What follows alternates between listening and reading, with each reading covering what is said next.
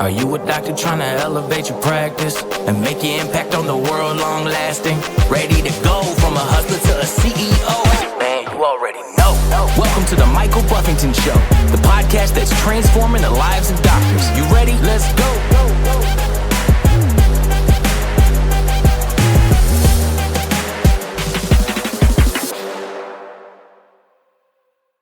Hey, I'm Michael Buffington, and welcome back to the Michael Buffington Show. Today I want to get into the 5 principles to live by. Now, obviously when I say that, everybody has their principles, everybody has their rules that they live by, and honestly, I've referred to these as rules for many of my life, really since I heard them and it became ingrained in me. But I want to share them as principles because that's really what they've become or evolved to be for me over time.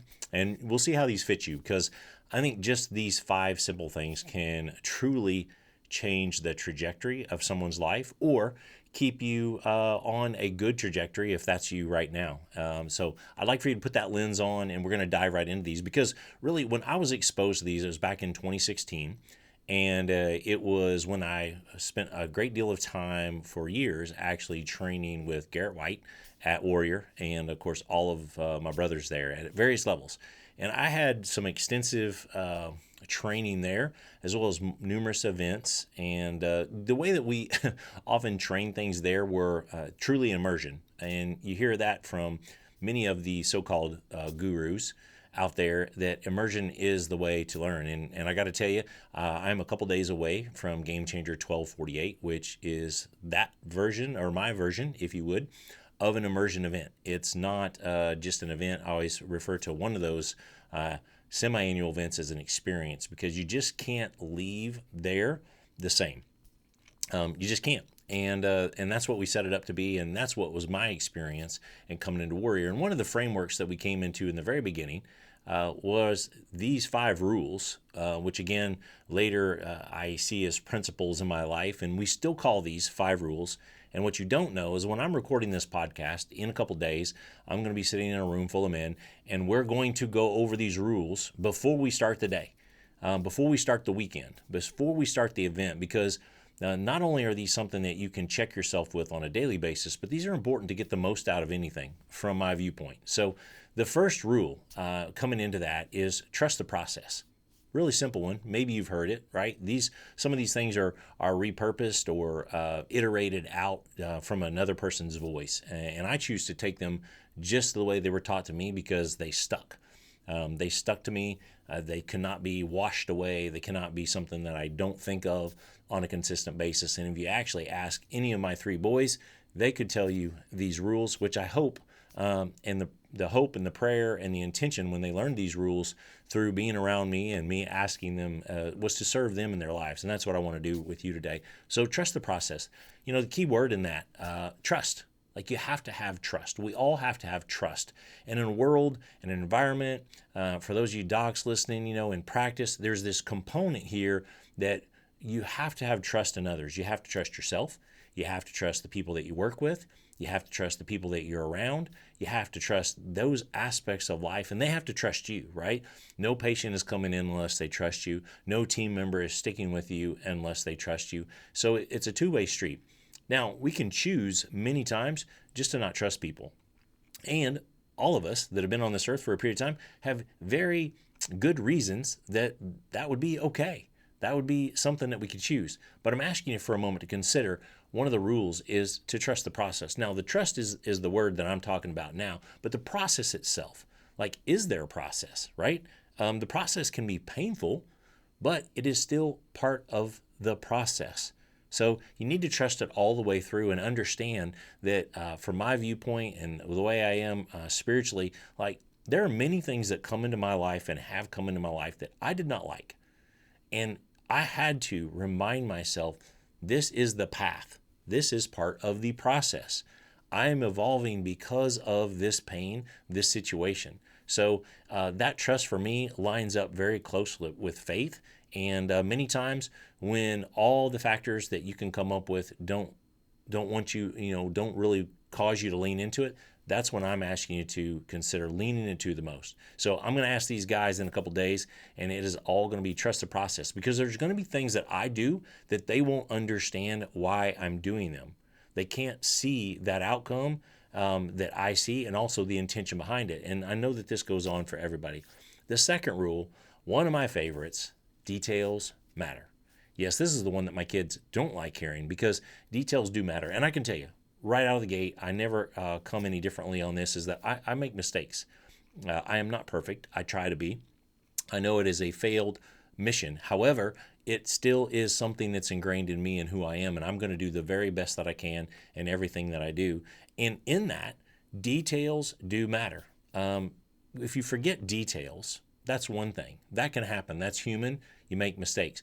But if you just don't pay attention, it's the simple thing like should you turn here or turn here on a road map or on your GPS these days? Does that detail matter? Does the address matter? Does the phone number matter? Does the dollar figure in the bank account and the addition and subtraction, do those matter? Those details are critical. Does the detail of your wife's birthday or your anniversary, does that matter? Details matter, and they matter big time in life, and they're also equally important in business. I've never seen a successful business that operated for any period of time where they weren't on top of the details. Now, again, you can have some mistakes here and there. We're not perfect. However, if the details don't matter, if I could tell you the times that I've sent an email or sent a text or sent some type of communication where somebody came back to me with a response that was filled with the fact that they did not pay attention to the details, it's a clue. It's a clue of what I'm dealing with. It's a clue of how this transaction is going to go, or this conversation, or this relationship is going to go. Now, I am always trying to up my game here, because yes, I miss them on occasion, but I'm going to challenge you today that if you use this more in your life and you pay attention, like just pay attention, things will change. And that leads me really easily into the next one. The third rule is be here now. Be here now. Now, in chiropractic, it's very easy for us, because most of us came through school hearing over and over and over present time consciousness. And to me, these line up. They're the same things. Like, are we present when we're with the patient? Are we paying attention to what we're doing from a skill perspective? But also, are we paying attention to the little nuances and what they say and how they move and how they react to something, etc.? That's the present time conscious, when we're just here.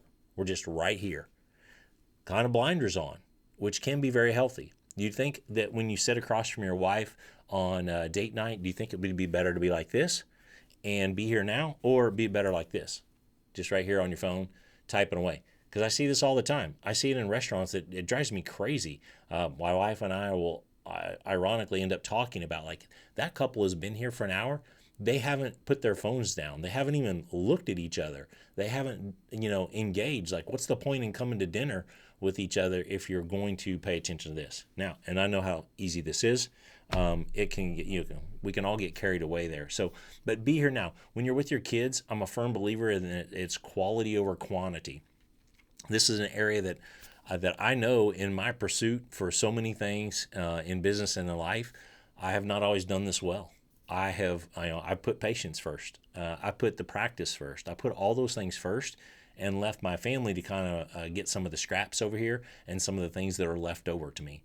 It doesn't mean that I can't be dedicated. It doesn't mean you can't be dedicated to your craft, dedicated to your business. Yes, you have to put in time. No, is it balanced? It's not.